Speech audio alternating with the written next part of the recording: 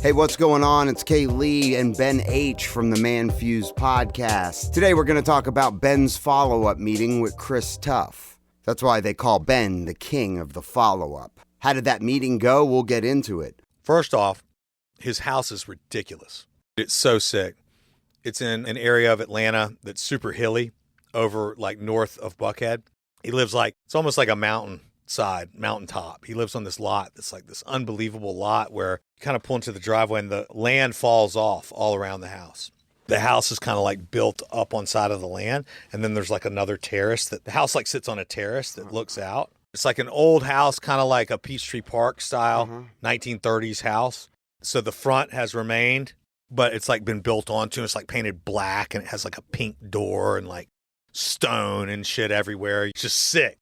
Is it a big house? It's probably 3,500 square feet, but that would be a big house in this format. It's a big house. It's not a big house compared to what you might get in the suburbs or something. But in the 1930s format, it was a huge house. I'm sure it's redone too. Yeah, beautiful place. And I was familiar with the house because I've seen it on the market. It's gone on and off the market a couple of times. It's a really cool place. So we went over there. He made me some coffee, and we went out on his porch, overlooks the mountainside, and he told me about some of the stuff he's got going on. He had some questions for me. And ultimately, I had a super inspiring conversation with the guy. What I learned from it, what I came to realize, Chris has this way about him. You kind of like wish you could do what he does. You know what I'm saying? You're like, how do I do what you do kind of a thing. You know what I mean? I kind of identify with that because people come to me in that way with regard to real estate. You know what I mean? They're like, hey, I want to do what you do kind of a thing because they see it from like the outside looking in. Then come to figure out, you get them in real estate, you get them involved with the actual job. And they're like, I think there's a 90% turnover in real estate. And so I kind of was going through that with him. I was like, I look at you and I'm like, I want to do what you do. I want to be like Chris Tuff. You know what I'm saying? I want to go present to rooms full of people. I want to be passionate about what I'm doing. I want to have that freedom to imagine and visualize and have a team of people who can execute. I can go and present, but all I do is present. You know what I'm saying? And I was like, come to think of it, that's exactly what you do. And I was like, but people come to me about what it is that I do. And I could do that within what I do. I just need to build the people around me. People at every level are having the same thing.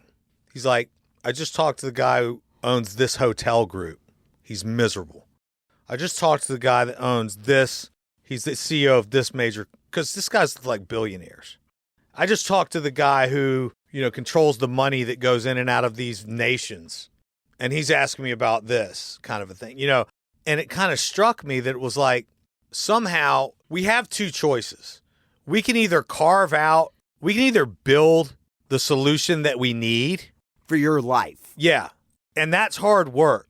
You have to admit where you're weak. You have to admit where you've gone wrong. You have to, you know what I'm saying? Then you actually have to work at fixing those things. You have to fix those things. You have to put people in place to handle them. Yeah. And it's like there are shortfalls all over the place, but it's like, hey, would you rather build this solution for your life the way that you see it best? Or would you rather just keep spinning inside of someone else's solution, or you're going to be a part of someone else's solution, or you're going to be fighting yourself on creating, kind of spinning, not hitting the potential that you see for yourself. And so it was super inspiring, man, because even Chris will tell you, hey, even though I'm doing the things that I'm doing now, it's like the things that I'm working on are way up here. Is it happening or is it not? And that's how I said, what holds me back from going all the way in is the fear of failure. You get used to succeeding on a certain level, and someone else might see that as their higher version of themselves, of success. So as I was explaining to Chris that the way he had things set up was like my version of success for myself.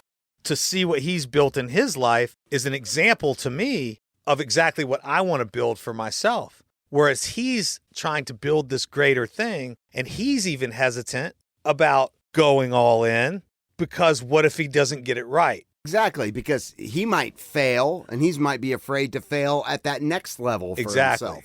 Absolutely. And all the failure that it took to get where you are. It was just a super inspiring conversation. And, Chris is a really cool guy. And he kind of asked, what can I do? Like, how can I help you? You know what I'm saying? And I was just like, you're a great example for people like me. You're a great example for all of us. If this is you being true to yourself, then just keep doing that because it's a great inspiration to us. You're making me horny. Yeah, I mean, just do what you do. And I was like, I've been sitting here the whole time wondering the same question to myself. But for me to like say, hey, here's how I can solve a problem for you would almost be cocky of me because it's an honor for me just to be here. You know what I'm saying? Right. And so I was like, obviously we're doing the podcast. We're on your platform. I was like, we know each other. I was like, if anything comes up, the vision of in my beautiful face shows up in your mind, just let me know. I'm open to anything. I'm open to any idea. And as I was sitting there talking to him, he was telling me about people that he has been dealing with, sharing with me. He's big about put your stake in the ground. Just say it. What is it? Like, what is it? You know what I'm saying? That you want? What is it that you want? You know what I mean? You ask 90% of the people out there, what do you want? Right. And most of them will be stumped because, A, no one asks them that very often. They don't ask themselves that very often, and so they don't have an answer. Absolutely. And not only that, I mean, that's a great point, and that's so true. But if you think about it, too, there's like multiple levels because I might be like, what do I want as it pertains to how I think society wants me to act or how I think my parents want to see me or how I think something else. That's the problem. The problem is you're putting all those other layers, what people expect of you, over what you want. You're trying to mold what you want to fit all these different narratives of society, of the media, of family, of your friends, of your kids, of everything. You have all these overlays that like overlay on top of what you really want. Like, no, what do you really, really, really, really, really fucking want? It's got to be defined. You got to know. And so is what you even say you want what you really want? You know what I'm saying? Like, I know what would solve the problems that I have before me. I know that version of what I want. We only look at today, ever. And we talk about this often. There's really no such thing as yesterday or tomorrow. I mean, yesterday existed and hopefully tomorrow will come too, but yesterday it was today. And the only way we ever experience yesterday is by living today. In the present. In the present moment. Which is life. Life is now.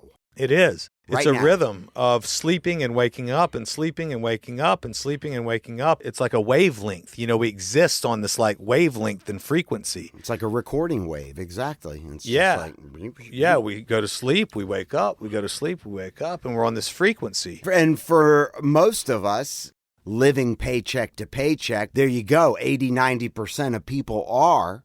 That's just a rat race. That's right.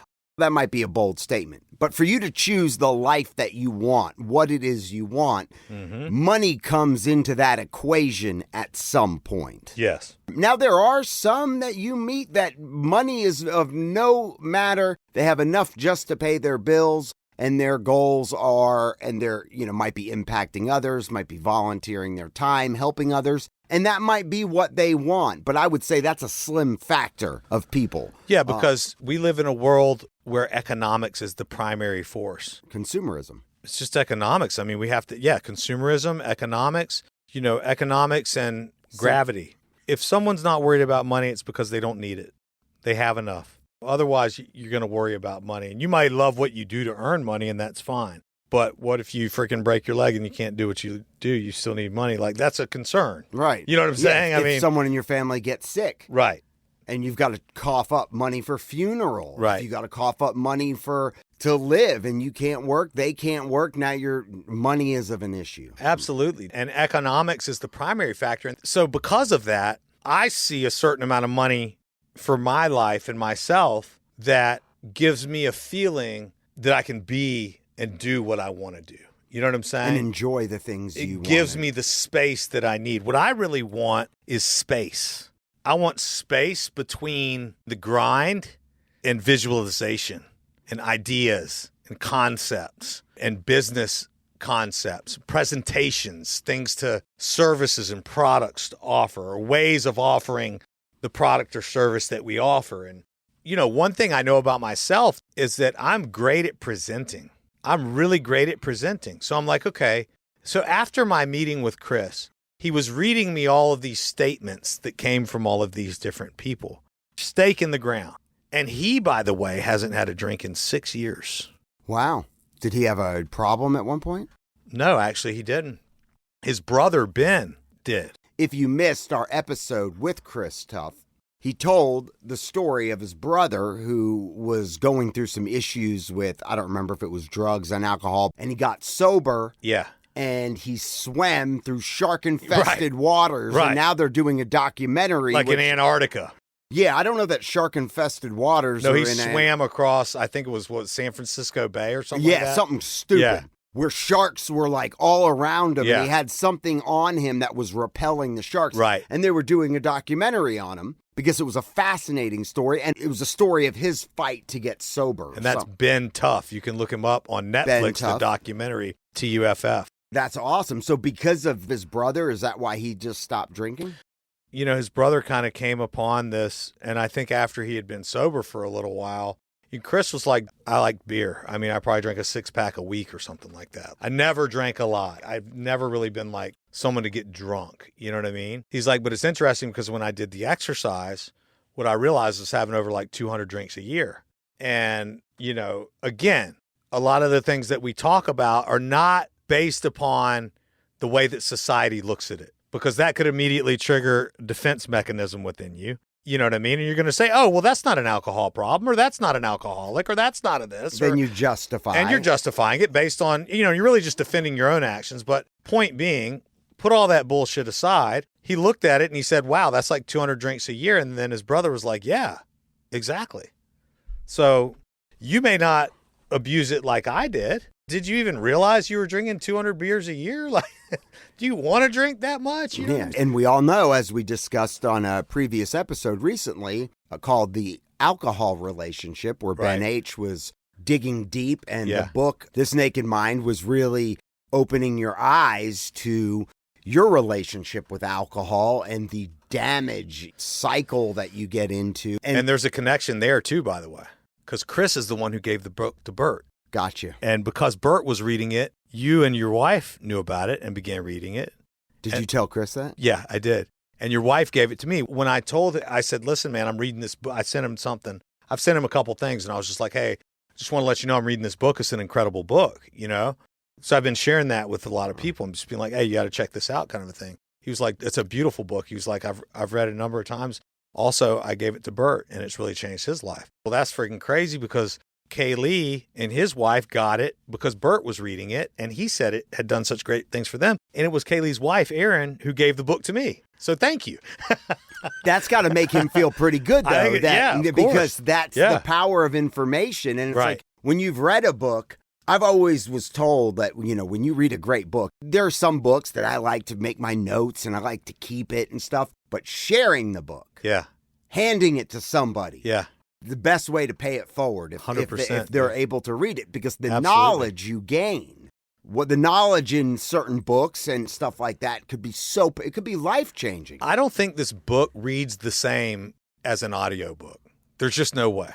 You know what I mean? Like for you to absorb the words as you're reading them and intaking them. I don't think it would have had the same impact on me had I listened to it as an audiobook. What if the pipes were my golden pipes? Then maybe. I think the chances would have gone up. The tingle factor. Because the level of engagement. Yeah, the tingle. No, but you know what I'm saying? Because what am I doing? I'm checking my email. I'm checking my text. I'm driving down the road. I'm picking up a phone call. Somebody's cutting me off in traffic. You know what I mean? You, jerkbag! Yeah. And in the meantime, this lady's telling me not to drink. And you know what I mean? Like, it's just, Yeah, you're not there, quiet, absorbing the words as you're reading it. And reflecting.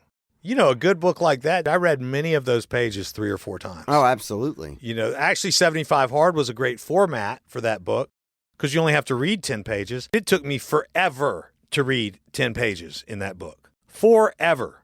You know what I mean? Really? Yes, because of how delicately I was into the material. I fall asleep. I mean, it'd take me an hour to read 10 pages. You know what I mean? Right.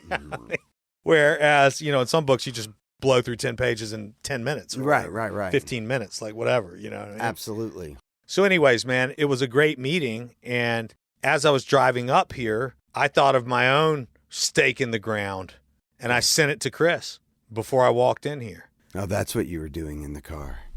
Well, no, actually, I was talking to somebody on the phone in the car. I did this while I was driving. And here's what it says. It says the money part. I net over $1 million per year by doing the job of presenting.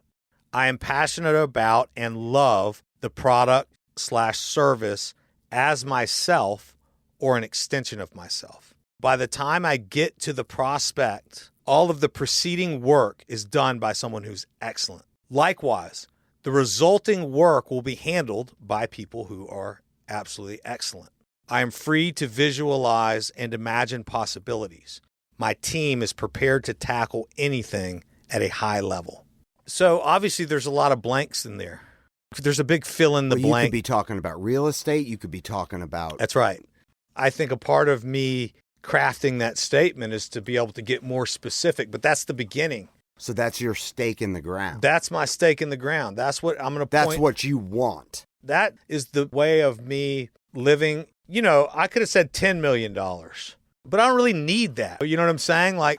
We may be generating 10 million, but I need to net $1 million or more. That gives me the space. That gives me the land. But, if you get to that point, it's much easier to turn that into 10 million. Of course, and maybe we will, but that's got to be the low watermark for me. I could be higher than that. I could be lower than that. Netting $700,000 or $800,000 a year would not be a bad thing. Okay, let's be honest. I mean, I'm not netting that much now. There's a way there, but the point is that it's my job, my real job right now for my life is to build a team of people around me. You know what I'm saying? Who are excellent at doing whatever it is that happens before and after. So for real estate, I can outline that specifically. You know what I'm saying? It could be there's a company out there which has a product or service that I love. And all they need is someone like myself who can go present it to someone who's going to order a fucking million copies. You know what I'm saying? They don't need me to do anything than go over there and present the shit and get the deal signed. Those are the kinds of things that I'm perfect for. The point is that I can't keep doing everything. No. I just can't. And my interactions with Chris from the first time we talked on this podcast, and I hate listening to that podcast. I remember how I felt, and I felt so vulnerable because it was just like getting punched right between the freaking chest. I wasn't ready for it, but it's amounted to a lot thus far. So I appreciate... Well, you were super inspired after you were pumped up. You had a focus. You heard what, as much as you're saying now that it was a punch to the chest, but you even said that was what you needed to hear.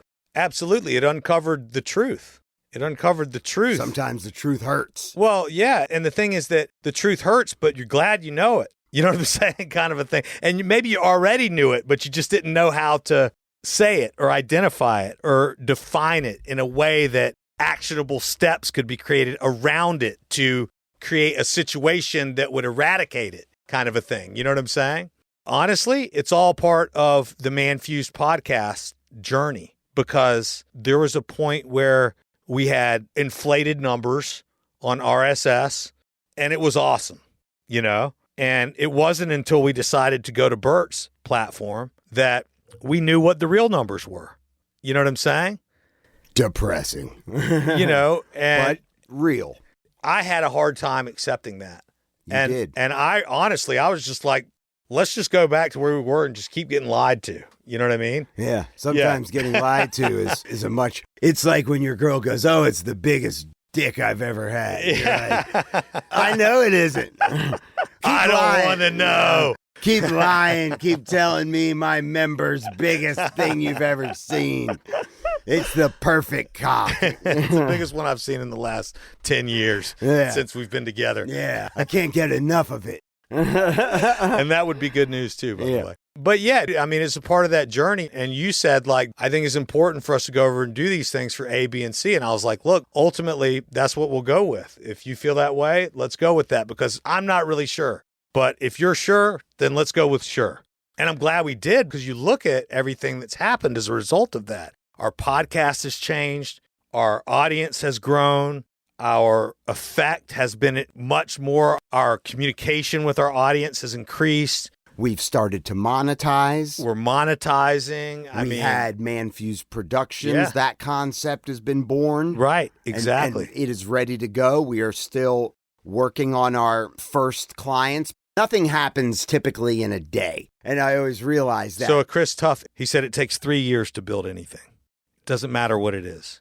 He says, and I know, he said, you're just like me, so you're sitting there going, bullshit. I can build something faster than that. He said, I'm telling you, anything you want to build, it takes 3 years. To build it to a point where it's lucrative? Yeah, probably to where you see it being. The reason why you're doing it. You know what I'm saying? Right. The big picture. You don't do something to do it small. At least I don't. I know you don't either. So maybe some people do, but we don't do anything to do it small. And you have to, for anybody building anything, even following that model, which is true, because when I got my foot in the radio station, I owned part of Psycho Tattoo 2 in Sandy Springs, which was giving me enough money to pursue getting into radio at 29 years old, right. Which, you know, most people get in a lot younger. It's more of a younger person's game, you know, to get in. Yes. I wasn't an intern. I was able to get in under the radar of corporate, which you're not even supposed to be in there unless you're getting credit for being an intern. So you have to be getting school credit. And I wasn't, but it took me 2.5, 3 years before I actually got hired. Had I arrived? No, but that gave me in on the Burt Show. It took 3 or 4 years to get in. I mean, you go back to day one, how far away were you from being in at the Burt? I mean, 3 or 4 years away. 3 years. 3 years of hard work and dedication. It wasn't hard work. You know? It was dedication. Yeah. Delayed gratification. Yeah. Which is what you have to practice. Yes. With anything. If you're wanting an immediate result when you are building something or going after something, chances are you ain't going to get it. Right. And that cuts out 90% of anybody. That's right off the bat. Real estate, you go get your license. They teach you how to hopefully not fuck anything up for your broker, but they don't teach you how to build a business. They don't teach you anything. As far as building a business. They just teach you the law. Does that show you even the slightest inkling of how to build a solid business? Absolutely or not. Deal with prospecting, deal with client? No. That's right. So how long did it take you 3 years at least to build your real estate business to where it's at? Absolutely. I mean, I can look back at my journey through real estate. The first or second time? This time? Just this time, let's say over the past 10 years. And there have been basically 3-year periods. You know what I'm saying? There was the period from when I started to the time when I was able to expand and scale and build a team. Then there was the time from I started to scale to build a team where I actually had a successful team scaled. That's the second 3-year term.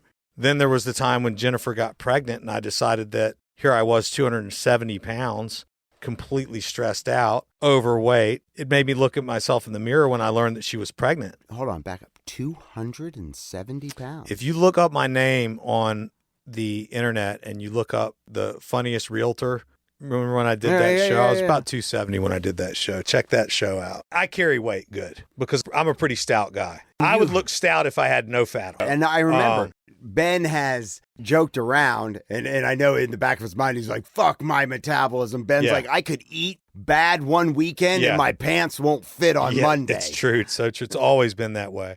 The point is, when I heard Jen was pregnant, I downsized my team and I said, I'm going to become more of a luxury real estate agent and I'm going to get my broker's license and I'm going to train realtors. Well, I did that for 3 years. And then I moved to Milton about 2 years ago because I realized that actually with someone who had 120 people in his coaching program, that 99% of my time was being wasted because I was dealing with people who didn't really want what they said they wanted or really didn't know what they wanted. And that's when you were at Keller Williams. That's right. And you were hired on. Yes. To motivate and teach. I was able to do my luxury business, and I was able to be a coach. Yeah. So that was cool. Yeah, I would imagine. But it ran its course because much of my time was wasted. Think of all the time I'm using presenting to these people who don't even listen to me. Who are not applying it is you're teaching. And take that same and go present to people who own horse farms and beautiful homes and luxury property. And how's your time better spent? So now I'm 2 years into that journey, and here I am. Right. Everything is going pretty well, but I'm incredibly stressed because I'm doing everything. And I have people around me. It's not that I don't. I just don't even have even close to the level of skill around me that I need. Yeah. Me neither. Because while we are a little over 1 year in to this concept, to this business of ManFUzed Media. Yes. Right? ManFUzed Media. That's right.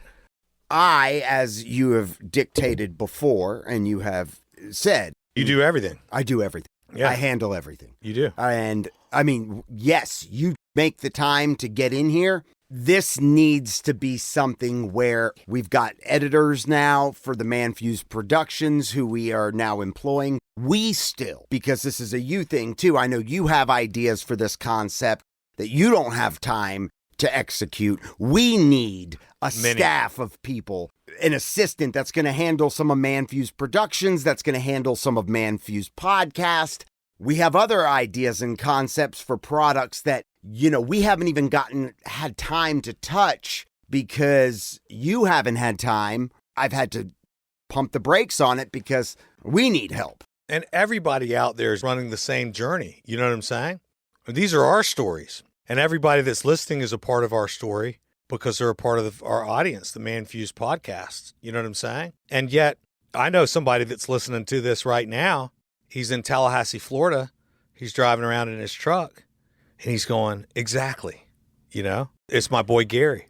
I love Gary. Gary, I love too. If you want to have reference to who Gary is, if I need to remind you, he is the gentleman that was staying at Ben's as a guest during his wife's 40th birthday party. Correct. When an unknown man rubbed his asshole on Ben's silk sheets. Just got in Gary's bed, butt naked. Got in Gary's bed and rubbed his butthole like naked. A dog itching his ass as he scooted off the bed. Anyway, I know we referenced previous podcasts, but that's why you need to go listen to some of these if you have not. But yeah, delayed gratification, getting back. That right there will be the determining factor if you can live with that. That doesn't mean you won't receive any financial benefit during your journey. Yeah. But I'm talking to get to where you want, that 3 years, what Chris Tuff was telling Ben, what he told you today. It's going to take you 3 years. Using that timeline, that checkpoint, you're going to be working and you're not getting paid for every hour and for every minute that you spend on it. And chances are it's going to be a second job unless you have enough money to get you through that 3 years to where that's all you focus on. That's right. This is a second job for you, second project for you, or a third project. We got a number of them. I mean, that delayed gratification is huge. And I mean, if I can't stress anything enough and being able to practice that, I've always been good at practicing that. I've always been good. I'm horrible at it. I'm good at it. That's how I've gotten my foot in the door. Yeah. Almost everywhere. Delayed gratification. Right. I mean, you have to. When I got into real estate, when I got into psycho tattoo, where I got into the radio, you have to practice it. You're building something from scratch. Building that team around you, you know what I mean? So anyway, it was a good meeting. Sounds like it. Yeah. Well, I'm glad we got to spend a little time talking about Chris. I wanted to surprise you with that. Thank you. Now I'm surprised he didn't invite me over to his house to talk to me because he doesn't care. Chris Tuff, by the way, if you did not hear the episode, it is an amazing episode. He is an amazing person. He is an author, a keynote speaker. He wrote a book called Savior Asks. He wrote a book called The Millennial Whisperer. Check those books out. Check him out. You want to be inspired? He is a great example of somebody who is not only inspiring, but who can teach you a lot, even if you never get to meet him. Anyway, Chris Tuff, we love you here on the ManFUzed Podcast. Hey, thanks for listening to the ManFUzed Podcast. Find our show on any podcast platform. Hit us up at 770-744-5227 or by going to manfused.com. Thanks for listening.